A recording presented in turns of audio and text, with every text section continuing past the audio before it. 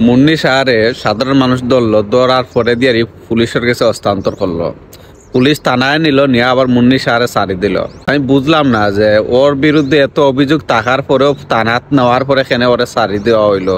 আমার কথা হয়েছে গেরি, ওর বিরুদ্ধে অভিযোগ আছে, থানাত অনেক অভিযোগ আছে ওর বিরুদ্ধে।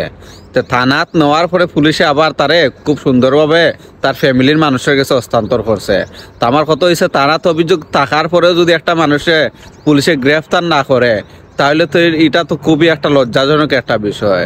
কারণ হয়েছে গাড়ি, যদি ওর বিরুদ্ধে কোনো অভিযোগ থাকতো না, তাহলে ঠিক আছে পুলিশ ওর ছাড়ি দিতে পারতো। কিন্তু ওর বিরুদ্ধে অভিযোগ আছে, অনেক অভিযোগ আছে থানাত, তারপরেও ওরে পুলিশে ছাড়ি দিছে। এতে আমরা বুঝতাম পারলাম যে বাংলাদেশ এখনো স্বাধীন হয়েছে না। বাংলাদেশ যদি স্বাধীন হইতো, তাহলে এরকম অপরাধী হল তোরে পুলিশে কিভাবে ছাড়ি দেয়? এটা খুবই একটা লজ্জাজনক একটা বিষয়। মুন্নি শাহ কি করছে লাস্ট 16 বছরে, এটা বাংলাদেশের মানুষ ভালো করেই জানে। কিন্তু আফসোস, এরকম মানুষেরও বিচার হইল না বাংলাদেশ। এতে আমরা বুঝলাম যে এখনো দেশ স্বাধীন হয়েছে না, এখনো আমরা দেশ স্বাধীন করতাম পারছি না। যদি স্বাধীনই হইতো দেশটা, তাহলে অবশ্যই অপরাধী যারা আছে তারা অবশ্যই বিচার হইতো, অপরাধীর বিচার অবশ্যই হইতো।